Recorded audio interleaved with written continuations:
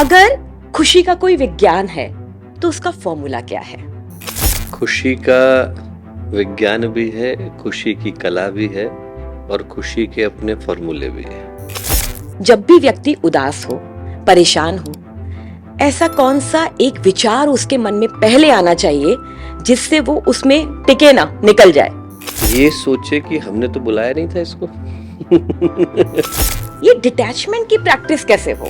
जहां अटैचमेंट है वहां फियर ऑफ रिजेक्शन है। हम अपने अंदर की यात्रा कैसे करें?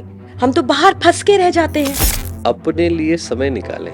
हम संसार में आए हैं, मोह, माया, द्वेष, आसक्ति आसपास रहती है। मुझे आपसे ये जानना है, इनसे कैसे बचा जाए? बचने की बजाय इनको समझा जाए। हम जब दूसरे में अपनी खुशियां और अपना पूर्ण रूप ढूंढने लगते हैं तो परेशानी तो वहां से ही निकलती है। और उसी हमारी नहीं निकलती, दूसरे की भी निकलती। आप मुझे ऐसे कुछ बिंदु बता दीजिए, ऐसे कुछ पॉइंट्स बता दीजिए जिस मार्ग पे चल करके हम एक बेहतर इंसान, बेहतर नागरिक और बेहतर प्राणी बन सकते हैं। एक तरफ सेल्फ इंप्रूवमेंट है और एक तरफ सेल्फ डेवलपमेंट है। खुश रहने की कोई स्थिति और परिस्थिति नहीं होती, ना कोई मौका होता है, ना मकसद होता है। खुश रहने के लिए आपकी फितरत में ये खुशी घुल जानी चाहिए। जीवन का मूल मंत्र क्या है खुश रहने के लिए? ऐसे सवाल आपके मन में तैरते हैं ना? आप ये देखते हैं कि कुछ लोग ये शिकायत करते रहते हैं जबकि उनके पास सब कुछ होता है, परिवार होता है, रिश्ते होते हैं, धन दौलत सब कुछ होता है, उसके बावजूद भी वो कमी निकालते हैं और रोते रहते हैं और ईश्वर से पता है क्या शिकायत करते हैं? इस जिंदगी में बोलते हैं ये नहीं दिया, वो नहीं दिया। ये जो नहीं दिया है ना, इसमें फंसकर हम भूल जाते हैं कि खुश रहना ही जिंदगी होता है। ये सारे सवाल हमारे मन में आते हैं। इन्हीं सभी सवालों का एक सार्थक जवाब देने के लिए मेरे साथ हैं डॉक्टर चिन्मय पंड्या जी। आपका इस पॉडकास्ट में बहुत बहुत स्वागत है। धन्यवाद रमा जी। जिंदगी का जिसको हम बहुत मामूली सी चीज सोचते हैं ना कि जीना है, लेकिन खुशी के साथ कैसा जीना है, आज का विषय यही है। तो मेरा आपसे पहला सवाल है, अगर खुशी का कोई विज्ञान है तो उसका फॉर्मूला क्या है? खुशी का विज्ञान भी है, खुशी की कला भी है और खुशी के अपने फॉर्मूले भी है। जैसे न्यूटन ने 3 सिद्धांत दिए, वैसे ही क्या है, खुशी के भी 3 सिद्धांत हैं। पहला सिद्धांत तो ये है कि खुशी उसको मिलती है जो खोजता है। व्यक्ति के पास सब कुछ है पर व्यक्ति क्या खुशी को खोज रहा है? यदि हम दुख को खोज रहे हैं तो दुख मिलता है, खुशी को खोज रहे हैं तो खुशी मिलती है। धरती के अंदर अन्न है, जोतने पर मिलता है। पेड़ के ऊपर फल है पर तोड़ने पर मिलता है। इंसान के अंदर खुशी है पर खोजने पर मिलती है।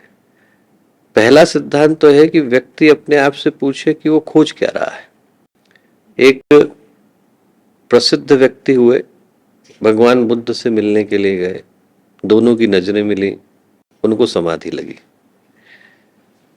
उनके साथ जो आनंद थे उनको थोड़ा सा मन में खराब लगा, मैं इतने वर्षों से इनके साथ हूं, मुझे समाधि लगी नहीं, ये व्यक्ति आया, मुस्कुराया, समाधि लग गई, ऐसा क्यों?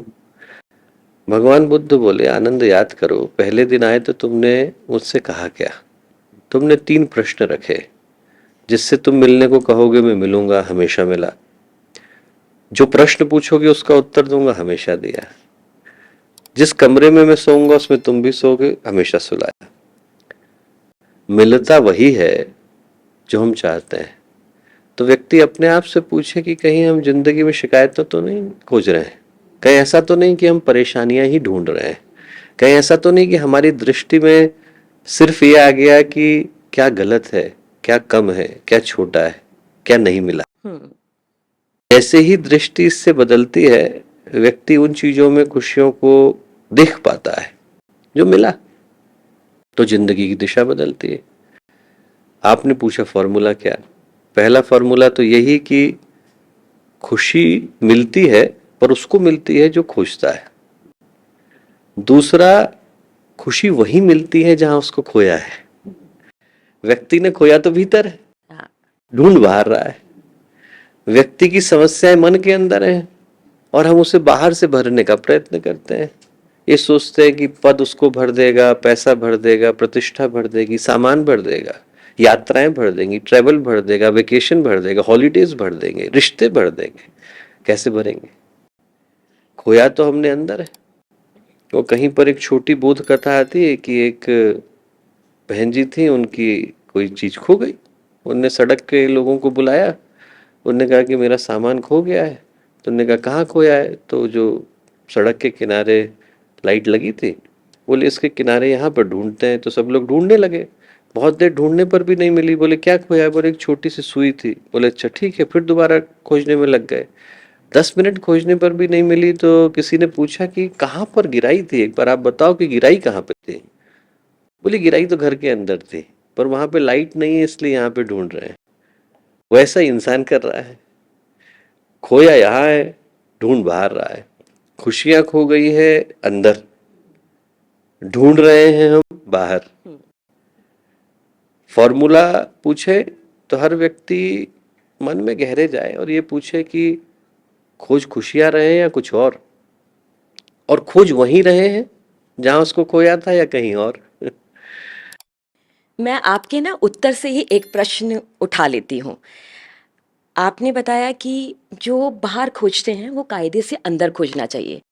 अक्सर आपने लोगों को देखा होगा, जो हम रोजमर्रा देखते हैं, बड़ा खुश दिखाते हैं।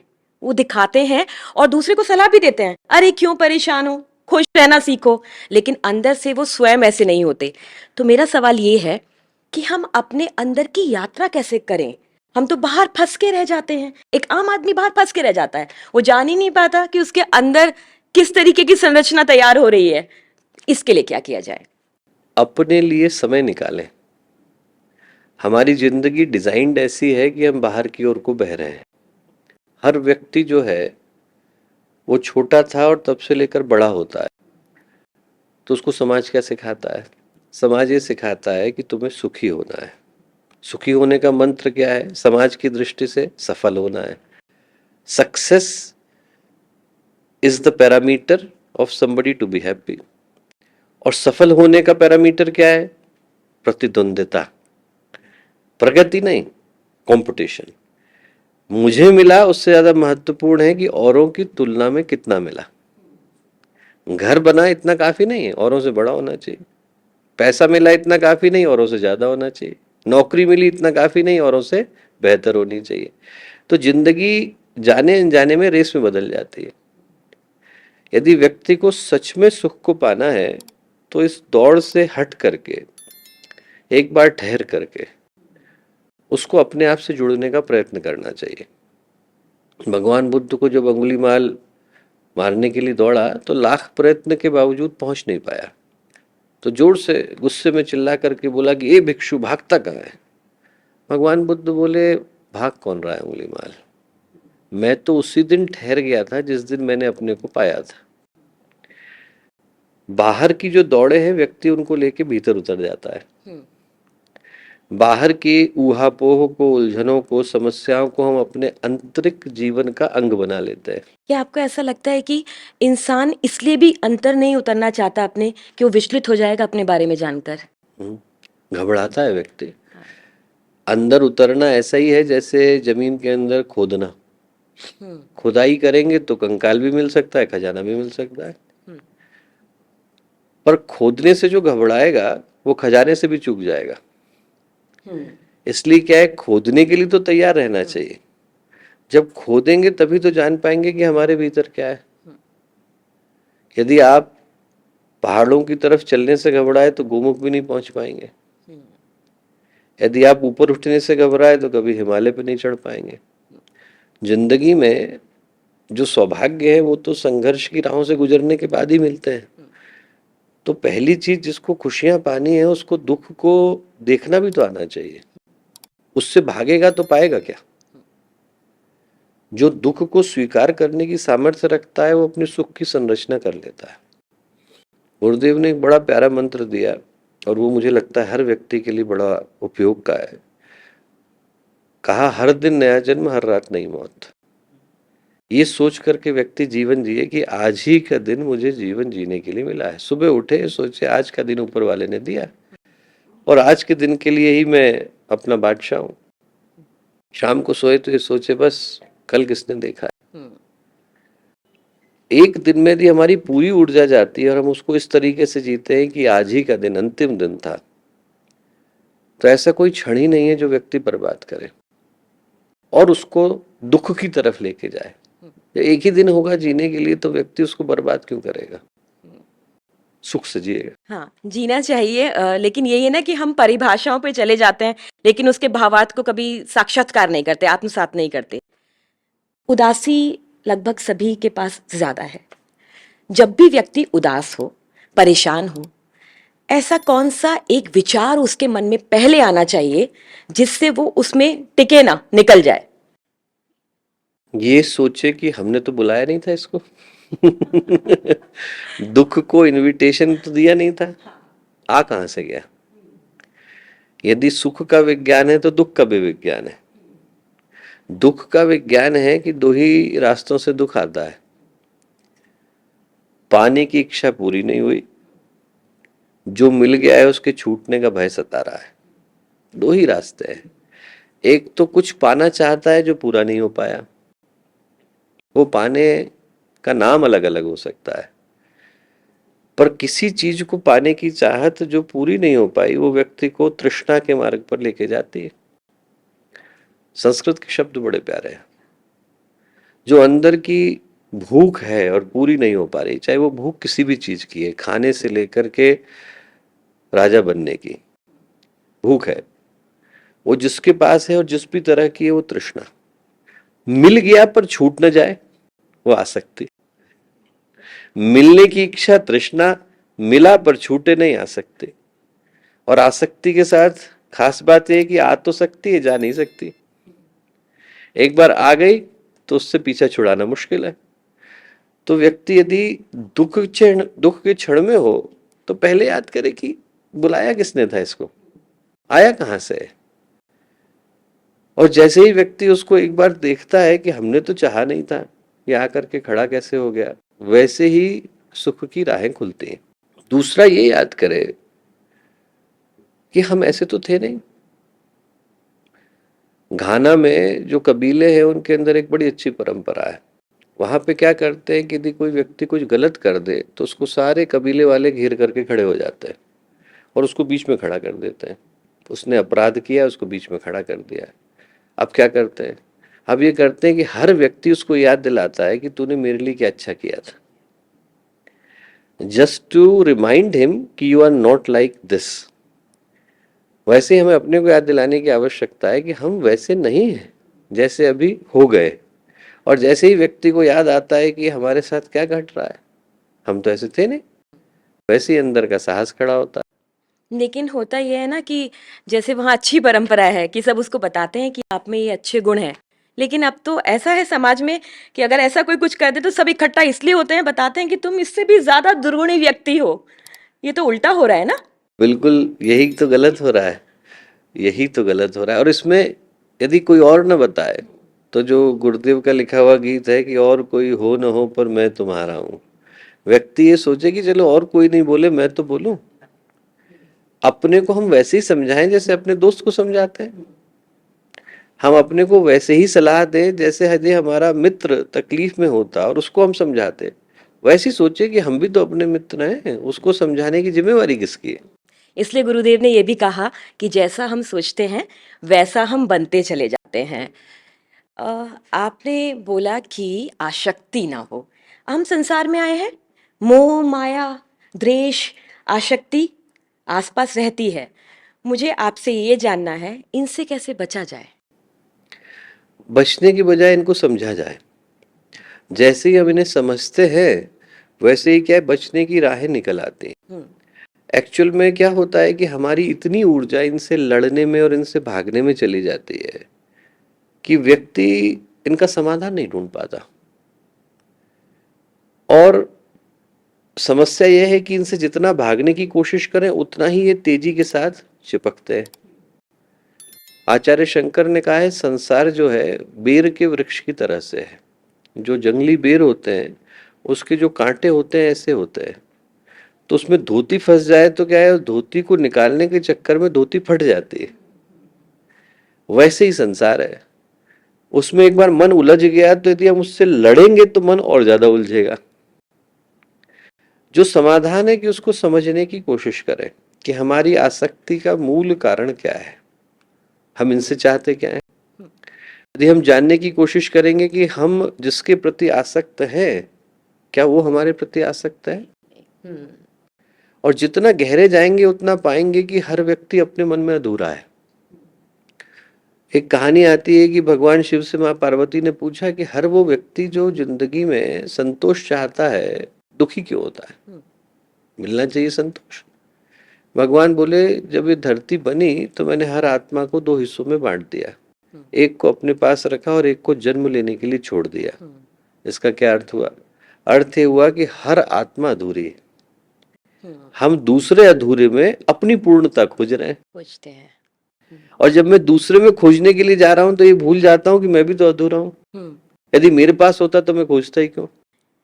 लेकिन कहीं ऐसा नहीं जैसे अब उधर से आदमी आता है अपनी यात्रा पर, दूसरे में खोज रहा है, हम जब दूसरे में अपनी खुशियां और अपना पूर्ण रूप ढूंढने लगते हैं तो परेशानी तो वहां से ही निकलती है। हम्म और उसी हमारी नहीं निकलती, दूसरे की भी निकलती। दोनों की परेशानियां एक ही ग्लेशियर से तो बह रही हैं, तो दोनों की उत्पत्ति और दोनों का ओरिजिन एक ही जगह से है। ऐसा नहीं कि एक व्यक्ति दुखी हुआ, दो दुखी हो गए। तो उसके पीछे का कारण यही है कि व्यक्ति जब समझने की कोशिश करता है तो वो उन्हीं संबंधों को बिना आसक्ति के निभा सकता है। आसक्तियां अधिकार के भाव को लाती है, वो ये भाव नहीं लाती कि दूसरे का कल्याण किसमें, वो ये भाव लाती है कि मेरे अहंकार का कल्याण किसमें। अधिकार की बात करती है लेकिन उत्तरदायित्व की बात कभी नहीं। नहीं करती।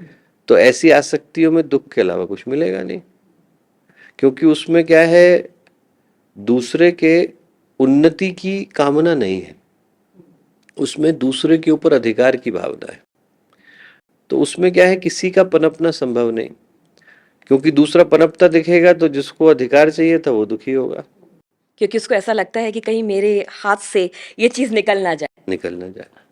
एक तरफ एक्सप्लॉइटेशन है, एक तरफ अब्यूज है। राइट। इसलिए क्या है कि दोनों में से उसमें से किसी का भी संतुष्ट हो पाना कभी संभव नहीं। आज यदि प्रतीत हो भी गया तो वो कॉम्प्रोमाइज है, कल न कल वो आभास टूटेगा, और जब टूटेगा तो दुख देगा। इसलिए क्या है कि उसका समाधान तो यही है कि व्यक्ति पहले अपने मन में सुख को, संतोष को प्राप्त करे। जिसने अपने मन में प्राप्त किया उसको दूसरे से मांगने की आकांक्षा चली जाती है, और जो दूसरे से मांग नहीं रहा उसकी उपस्थिति ही सुख का आभास कराती है। जो अंदर से अधूरा है, जो अंदर से इनकम्प्लीट है, जो अंदर से अपूर्ण है, वो जहां है वहां पर अपूर्णता उसके माध्यम से प्रवाहित होती है। सब कुछ मन के ऊपर निर्भर करता है। अब मन कैसा दिखता है, वो कैसा होगा, उसकी तस्वीर कैसी होगी, कोई नहीं बता पाया अपनी किसी किताब में भी। मन परिस्थितियों पे भी राज करता है। अब इस मन को नियंत्रित करना क्या संभव है? और अगर ऐसा है तो ऐसे क्या प्रैक्टिसेस की जाएं कि हम अपने मन के अनुसार ना चलें बल्कि मन हमारे अनुसार चलने चले? क्या किया जाए, ऐसा कौन सा मार्ग है? मन तो था किराएदार, हमने उसे घर की चाबी दे दी, अब वो खाली नहीं कर रहा है। तो क्या इसमें समस्या मन की नहीं है? मन तो इंद्रिय था, उसे इंद्रिय की तरह ही शास्त्रों ने बोला, पहचाना। हम उसे अपने पूरे व्यक्तित्व की चाबी दे करके बैठे। जैसा मन कहता है, करवाता है, वैसा बाकी का व्यक्तित्व करता है। मन पर नियंत्रण की जगह पर मन से दोस्ती कर लेना ज्यादा अच्छा है। कैसे? उसको ये समझाना जरूरी है कि जो तू कर रहा है वो करने में तुझे सुख नहीं मिला, और जो मैं चाहता हूं वो मुझे मिल गया होता तो मैं दुखी क्यों होता। तो इसका मतलब है कि मेरी चाहते हैं और मन की चाहते कहीं पर भिन्न है, तभी कॉन्फ्लिक्ट है। मैं जो अंदर से चाहता हूं और मन जिस चीज के पीछे दौड़ रहा है, दो अलग अलग चीजें हैं। तो या तो मन भी आत्मा के साथ जुड़ जाए और दोनों मिलकर परमात्मा को पाने का प्रयत्न करें, या फिर आत्मा मन के पीछे लग जाए और दोनों मिलकर के संसार को पाने का प्रयत्न करें। करोड़ों वर्ष गुजर गए, आज तक आत्मा तो संसार के पीछे भागी नहीं। तो स्वाभाविक है कि मन को आत्मा के साथ जुड़कर ही सुख का आभास हो सकता है। बुद्ध, महावीर, गुरुदेव, विवेकानंद बनते तो हमने लोगों को देखा है, पर ऐसा कोई व्यक्ति नहीं देखा जो पूरी तरह संसार की ओर गया हो और वहां से सुख को और शांति को और संतोष को लेकर के लौटा हो। दो ही एक्सट्रीम है, या तो आप इधर को भागो या इधर को भागो। इस तरफ के एक्सट्रीम का व्यक्ति तो आपने देखा। लोग अष्टावक्र बनते हैं, लोग सुखदेव बनते हैं, लोग गुरुदेव की तरह के व्यक्तित्व बनते हैं, ये तो हमारे सामने है प्रमाण। ऐसा तो कोई नहीं देखा। चाहे व्यक्ति चक्रवर्ती सम्राट बन गया हो, चाहे व्यक्ति ने पूरी दुनिया पर आधिपत्य जमा लिया हो, रिटन हिस्ट्री में तो ऐसा कोई व्यक्ति वैसे भी नहीं है। पौराणिक आख्यानों को भी लें और यदि हम चक्रवर्ती सम्राटों को भी देखें तो उनके मन में भी तो दुख ही था।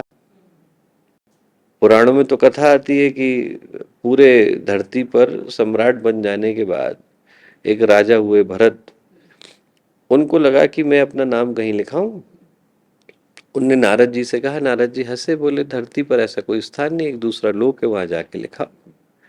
लिखाने के लिए गए तो जब वहां पर पहुंचे बहुत कष्ट के बाद, तो देखा कि वो जो पर्वत था हिमालय से 3 गुना ऊंचा, उसके इंच इंच पर चक्रवर्ती सम्राटों के नाम लिखे थे। उनका भ्रम टूटा, उनको लगा कि यार धरती अनेकों बार बनती है, बिगड़ती है, न जाने कितनी बार संरचना होती है, न जाने कितनी बार प्रलय होती है। उसमें से कोई कुछ लेकर के नहीं गया तो मैं कहां से लेकर जाऊंगा। यदि व्यक्ति मान भी ले कि दुनिया के सारे सुख, पहली बात तो यदि संसार की तरफ भागा तो पहली बात तो आज तक मिला किसको है।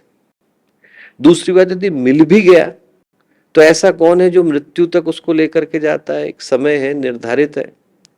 और चलो कोई एक अरबों खरबों में ऐसा व्यक्ति मिल भी गया जो जन्म से एकदम शिखर पर था और मृत्यु तक शिखर पर था, तो उसको मरने में डिस्काउंट मिल गया क्या?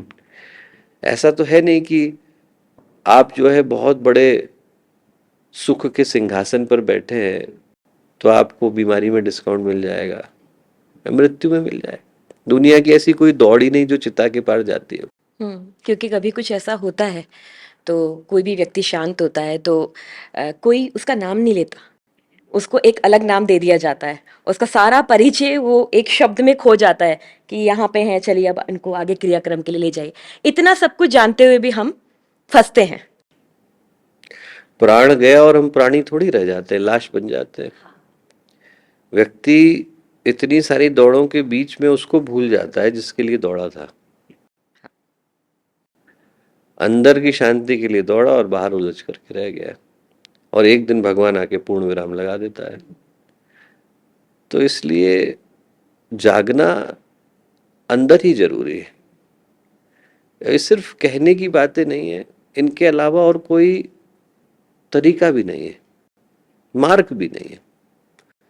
मतलब व्यक्ति इसको विज्ञान की दृष्टि से देखे, अध्यात्म की दृष्टि से देखे, एनालिसिस करके देखे, या चले हुए के पथ को प्रमाण माने। There is no other way. आजकल ना एक शब्द बहुत सुनाई देता है, अटैचमेंट, और ये भी बहुत सुनाई देता है कि डिटैचमेंट। अटैचमेंट कभी कभी इंसान चाहता नहीं है हो जाए, खासकर युवाओं में जो आजकल आप रिलेशनशिप्स में देखेंगे, या कोई चीज उनको पानी है लेकिन वो चीज उनको मिल नहीं रही है, वो अटैच होकर अपने आप को उस धारा से अलग करके अलग अलग प्रॉब्लम्स में फंस जाते हैं। ये डिटैचमेंट की प्रैक्टिस कैसे हो? पहले तो अटैचमेंट को समझने से हो। भगवान ने गीता में एक बड़ा प्यारा श्लोक बोला है, संभवतः दूसरे अध्याय का 62वां या 63वां है। ध्यायतो विषयान पुंसः संगस्तेषु पजायते, संगात् संजायते कामक, कामक क्रोधोपजायते, क्रोधात् भवति सम्मोहः, सम्मोहात् स्मृति विभ्रमः, स्मृति भंशाश बुद्धिनाशो, बुद्धिनाशात् प्रणश्यते। जैसे ही मन में किसी चीज को पाने की कामना जागी, दौड़ शुरू हुई। दौड़ शुरू हुई, आदमी बंधा। और जहां अटैचमेंट है वहां फियर ऑफ रिजेक्शन है। जैसे ही मेरे मन में अटैचमेंट आया वैसे ही मन में डर भी आया कि कहीं ये चला तो नहीं जाएगा। जो लोग अटैच हैं उनका अटैचमेंट सार्थक है यदि मन में भय नहीं है। पर ढूंढेंगे और पूछेंगे और अपने मन में गहरे उतरेंगे तो जानेंगे कि वो है, बाहर उभर करके नहीं आ रहा पर है। जो भी है कहीं वो चला तो नहीं जाएगा, चाहे जितना भी है, थोड़ा है तो ज्यादा है तो, पर वो चला तो नहीं जाएगा। और वो जो फियर ऑफ रिजेक्शन है, यदि वो है तो हमें अटैचमेंट नहीं है, स्वीकार करना है। हाँ। इसका मतलब है कि हम उससे नहीं जुड़े, हम अपने आप से जुड़े। सेल्फिशनेस और सेल्फ लव में डिफरेंट नहीं कर पा रहे हैं लोग। नहीं कर पा रहे। अंदर आदमी क्या है, अपनी इच्छाओं की पूर्ति को दूसरे के माध्यम से संबंध मान करके बैठ जाता है, जबकि सत्य है कि आंतरिक आनंद जो है व्यक्ति को अपने भीतर गहरे उतरने पर ही मिलता है। जो सही पथ है वो, और जिसके जीवन में मैं ये कहूंगा कि सही अर्थों में आता है, ये सोच आए, ये समझ आए, उसके जीवन में सही प्रेम भी आता है। जो सही प्रेम है वो अधिकार की भाषा नहीं जानता, सही प्रेम अहंकार की भाषा नहीं जानता। सही प्रेम वो भाषा जानता है जिसमें दूसरे की उन्नति होती है, और ऐसा उसी के अंदर आ सकता है जिसके अंदर आत्मसंतोष हुआ। ये कृपा है कि अभ्यास है ये प्राप्त करना? दोनों है।